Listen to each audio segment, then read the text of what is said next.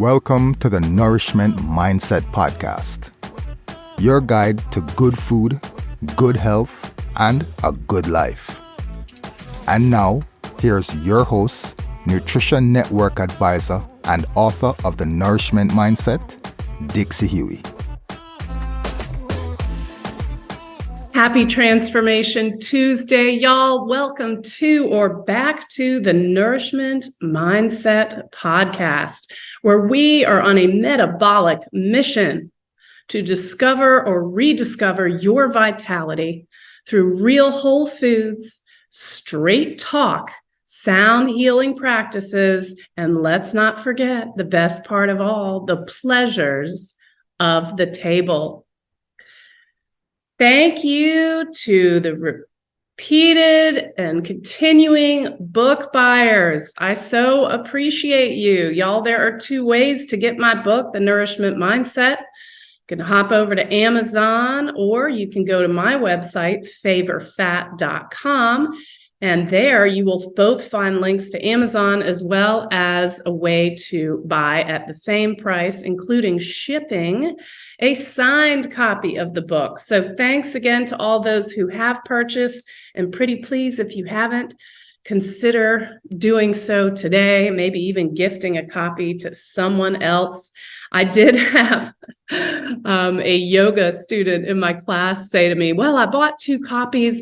I'm not sure who I'm going to give the second one to because I don't want someone to think that I'm telling them there's something wrong with them. And she got back to me about a week later and she said, okay, now that I'm halfway through your book, I realize it's not at all preachy and it's not a book that would suggest that someone has something wrong with them. It's more of a health book with your personal story woven in, very readable. So I appreciated that, and I thought I would share her comments with y'all. Thank you also to our podcast reviewers. If you haven't yet, take a sec on whatever platform you are listening on. We're on Spotify, Apple, and Google Play. Pretty please, if you like this, just take a sec to share your comments. I'd appreciate it very, very much. Those who do share comments will, if they just contact me and let me know it's there, receive a complimentary signed copy of the Nourishment Mindset. So let's get into it today. This is a solo cast, and it's I was dead wrong. So I have always admired people who can admit when they're wrong. To me, this is a very strong character trait. It's the way my mama raised me. And I appreciate her for that. I'm not saying it's easy to do. It almost never is. But it's important. It helps us evolve. And I believe has people trust you more. So prior to becoming a health coach, I ran a wine and culinary marketing agency. I was in that world for 20 years. The last 12 of it, I was on my own, serving mostly wine clients, some food like beautiful olive oil cheese in the Pacific Northwest, but also abroad. It's a wonderful, wonderful experience. And I used to have this blueprint for what I called F-ups. I'm not going to say that word on the podcast. We were pretty casual around the office. Number 1, if you find that you have made an error, pick up the phone. As in call the client, no texting, no emailing, pick up the phone. Now, we were an hour at least away from most of our clients. So if we had been nearby, I would have said, get your sweet tush in the car and go down and meet the client face to face. So you pick up the phone. Second thing is tell the client what went wrong. Spit it out. That's what we did in our office. Just say it and let it come out. Number 3, apologize for the error. Do not blame other people. Do not hide under your desk. Just apologize. I'm sorry. I screwed up. Number 4, tell the client how you already fixed the issue or plan to solve the issue if you need the client's input. And finally, let the client know that you've thought about it, that he or she and their business is important to us, and that X, Y, or Z is how you're going to prevent this happening again in the future. This is service recovery in B school. It's 101, really, but it's shocking how many people are incapable of this, especially in the public space. Our politicians and our federal agencies, we're seeing a lot of tiptoeing backwards these days on certain things, a lot of backpedaling. It would work a lot better to just say, we were wrong, here's why, we apologize, here's what we're going to do to fix it in the future. But there's not a lot of integrity in those organizations, very bloated too, which means they're never going to learn. You must admit fault to solve the problem and evolve your thinking. And I am here today to admit to you that I didn't always see food through the lens of nutrient density. And worse, when I started writing my book, The Nourishment Mindset, it was called Not Fat. I actually envisioned it as a bathroom book, like something you might pick up at the checkout counter, like a little flip through, kind of a cutesy, sassy sort of tips for weight loss. But at the time when I started writing this book, now 7 years ago, I was still working in the culinary and wine industry. I wasn't a health coach. And it was a bitchy tone. And here's why. Because at the time, I prayed at that altar of Kaiko, Siko, however you want to call it, calories in, calories out. So obviously, if someone's overweight, it's because they eat too much and they don't exercise enough. They're gluttonous, lazy people, right? It's embarrassing to admit. That's what I had been taught. I went on my first diet at age 10. Count calories, lose weight. So this is sort of this calories in, calories out brainwashing. But the worst part of it, after the fact that it really doesn't work in the long term, it wrecks your endocrine system. Worst part really is that it blames the person who is struggling. So there isn't really a way out of that. It's sort of a trap. And you see this in doctors' offices. Sometimes they're not going to show you, but non-compliant patient. I told them to eat less and move more, and they're obviously not doing it. Meanwhile, the patient may be trying as hard as he or she can, and it's just not working. It's because it's bad advice. Your brain doesn't want to be starved. So what happened? Why did I basically tear up my manuscript and start over when I was over a year in and basically what I thought was done? Well, by that time, I had gone down this metabolic health rabbit hole, and I had begged my way into the Nutrition Network program. So when I first contacted them, I knew I couldn't do a program in the US because it's going to all be sort of calories and low fat and plant-based and all this stuff. And I already was viewing food through the lens of nutrient density. And so I needed to go to an educational program where I could flourish and really learn what I wanted to learn. And so I chose the Nutrition Network, which is actually out of South Africa, founded by a wonderful gentleman named Dr. Tim Noakes. And there's a whole backstory there, but I ain't going to get into it today. So at first, you had to be a medical provider to enter this program. And thankfully, they opened up an advisor level certification. So that's what I did. And I'm technically still a student there. I have put that on hold to finish my book, finally promote my book and do some other things. But I do intend to complete the practitioner level coursework as well. I'm excited to get back to that. So anywho, I'll never forget this professor because he turned my thinking upside down. He said two things. We're fat on the outside because we're sick on the inside. So the extra weight is basically a symptom of metabolic problems on the inside, which you can't see under that hood. You can see through the correct blood work, and I've talked about that on prior episodes. He also said, and this one was really, we eat too much because we're getting fat. That doesn't make a lot of sense, right? Why would you eat too much because you're getting fat? So what we call fat is really more of a metabolic dysfunction. Again, that extra weight that you could grab is a symptom. It's not a sign of gluttony and laziness. So what's going on under the hood, the metabolic functioning, is what is compromised. And so you've got to fix that root cause in order to get healthy and vital. So what did that mean for me? Well, it meant that I had to scrap not fat and start over, because there was no way that I could put that out into the world, because it was just wrong. And I wouldn't say pissed off, but I was very discouraged. But then I was happy, because I thought, this is a completely new way of thinking. This is why I entered this program. I've already gotten my money's worth in the first class. This is freaking awesome. The French have a wonderful verb. We say it floored me. It certainly floored me. They say bouleversé.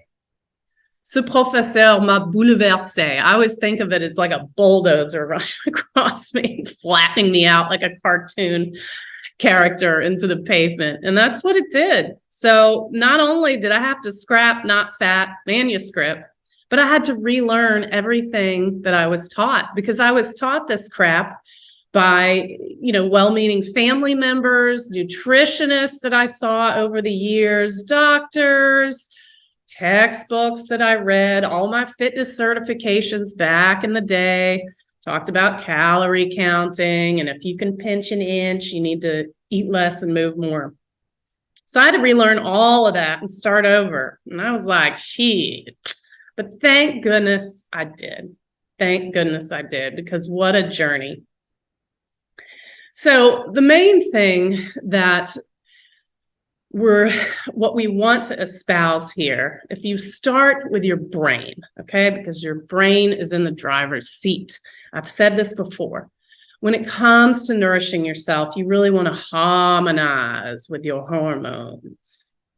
There are plenty of hormones. The endocrine system is a beautiful thing, but there are 3 hormones that I always teach my clients about, so that they can understand what's going on in the brain. So these 3 hormones, and here's how I remember them, at least the first 2. Ghrelin, grrr, give me something to eat. That's ghrelin. Leptin, lay off. You have had enough. So that's your hunger and satiety signaling hormones. Again, it's more complex than this, but this is the basics. We don't need to know more unless you're in a PhD program doing some research. And then the third is insulin. This is your fat storage hormone. So insulin's made by the beta cells of the pancreas. And when you have, say, I don't know, some grande 4 sugar syrupy latte, who knows what metabolic mess, what's going to happen because of all that sugar is your pancreas is going to release insulin. Got to get that sugar to tap down. So if you're doing that all day long because you're eating a lot of starches and sugar, you're going to be releasing a lot more insulin. In a prior podcast, I talked about type 2 diabetes myths and how you can actually see type 2 diabetes many years before it is diagnosed with your fasting glucose and your A1C, which is a measure of 3 months of your average glucose. You can see it. If, and this is a big if you measure fasting insulin, which most doctors do not. So ask for that test on your next set of labs, because it can really preview what's going on. So we want to be insulin sensitive. And so a lot of folks in the low carb community get a little too obsessed with maintaining even glucose. It's normal to have a glucose response after eating and to release insulin to bring things back to par. What's not normal, if you're watching this on YouTube, is, this roller coaster effect. And we've all felt that, where, it's usually picking on Chinese food, but you eat and you're so full, all that white rice, and then just crash. And then somehow, paradoxically, you're hungry again. So this is somewhat due to the glucose response, the sugar and the crash. We've all seen our kids on Halloween, goodness gracious, Valentine's Day recently. So the hormones are in charge, and you want to harmonize with your hormones. You do not want to interfere with your hunger cues nor your satiety signaling, and you certainly don't want to be on a glucose insulin roller coaster. So this is why this ultra processed faux food fare is such a 1-2-3 punch, because it's made of sugars and starches and seed oils, which also disrupt metabolic functioning. This is screwing up those satiety and hunger signals, and of course, sending insulin out on that roller coaster ride. So the other problem with those types of foods, and I'm holding up quote marks because it's really not food. When we look through the lens of nutrient density to evaluate food, what we're basically saying is, what does this food do for me? So if it's a box of cereal, which I believe it's Tufts, and their food scale now says Lucky Charms, some shit like that, is healthier than beef and eggs. This is BS, because what is on the plate or in that cereal bowl, and what is it giving to your body? So we need to look at the nutrient density, and ultra-processed foods are essentially void of nutrients. They add in vitamins. You'll see, it's a laundry list of stuff, and it sort of sounds healthy, but if you know just enough, it's BS, because all that stuff is added to sort of put lipstick on the pig, as we say in the South. The other issue is that people are eating around the clock. Now, why is this? Part of it's our lifestyle. This is the pleasures of the table. We stopping to sit our tuchuses down and savor our food.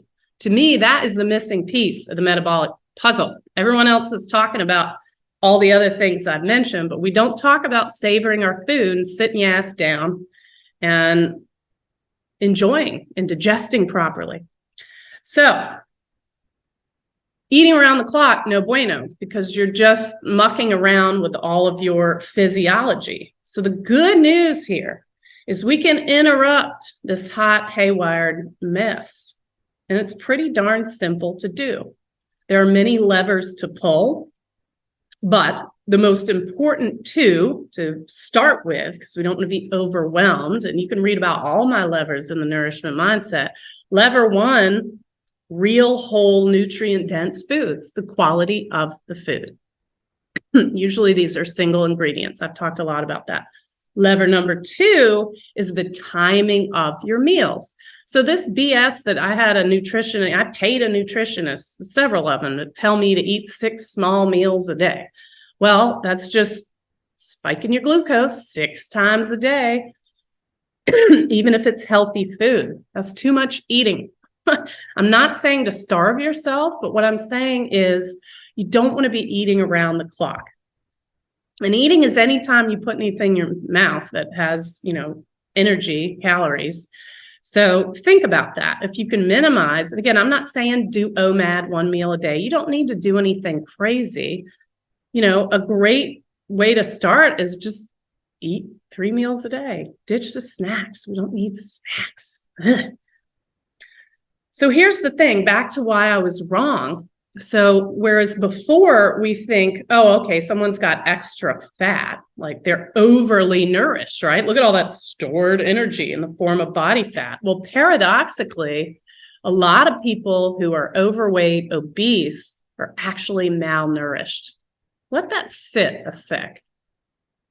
Fat and malnourished. We've all seen, especially in my youth, the commercials of the, unfortunate children who are starving in Africa, the donation commercials, that sort of thing.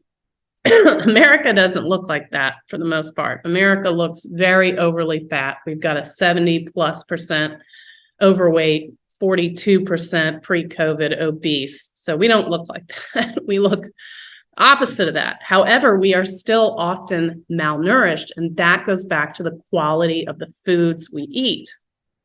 For example, many people are deficient in fat-soluble vitamins. These are A, D, E, and K2.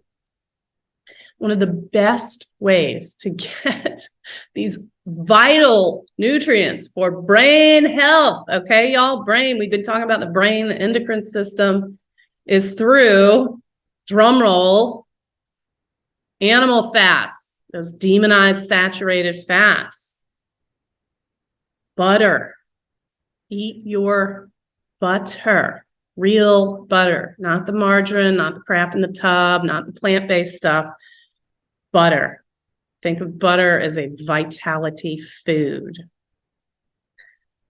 Also, animal foods like meat, cheese, eggs, that sort of thing, much more bioavailable. The nutrient density of these foods is unparalleled, no matter what Tufts claims. They check the funding on that program and research, which is typical in the nutrition world.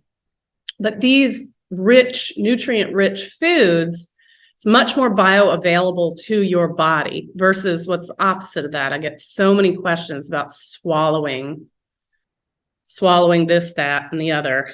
And that's really, and what I mean is supplements, pills. You know, I'm not your physician, so I'm not telling you not to take your vitamin D, but I should tell you that it's really important to take vitamin D with K2, and almost no one will tell you that.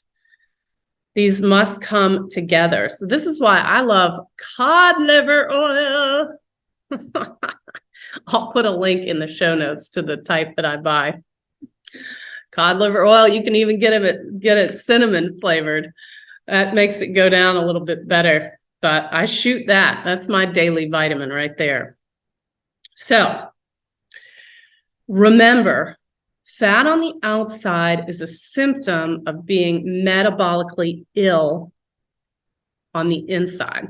And it starts usually with insulin resistance. And it can take years and years and years, 20 plus, to actually develop type 2 diabetes. But that's why you need to have your fasting insulin checked, because if you're on that train, you want to get off. And the way to do that is to espouse the nourishment mindset. Of course, your brain will drive you to get the nutrients it needs. So if you're eating a bunch of faux fare, you're going to keep eating and eating and eating. It interferes with your satiety signaling, rather. So here, I'm not trying to say that the laws of thermodynamics and energy coming from food don't matter. What I am saying is that when you switch to real whole nutrient-dense foods, you are harmonizing with your hormones. And so your body knows, your palate, your body, they know when you've had enough. And so you can just stop. And the cravings, it's amazing to see people's cravings subside. I like to view cravings as potential vitamin and or mineral deficiencies. And sure, yeah, sometimes I'm like, oh, I could really go for a piece of chocolate right now, but it's certainly not driving me to the store in the middle of the night or to wake up and eat. And hell, if I want a nice dark chocolate bar, I'll go buy one. But this craving this stuff all day long is certainly in part due to being malnourished because of the types of foods. And think about it. Let's say you eat a big old piece of steak. Yum. I love ribeye. How does that compare satiety-wise to a bag of potato chips? Could you eat 3 steaks like that? No. Could you eat the entire bag of potato chips? Probably. You know, I always dare people. I dare you to even eat 6 eggs. Good luck. Eggs are so satisfying, especially when they're cooked in that butter.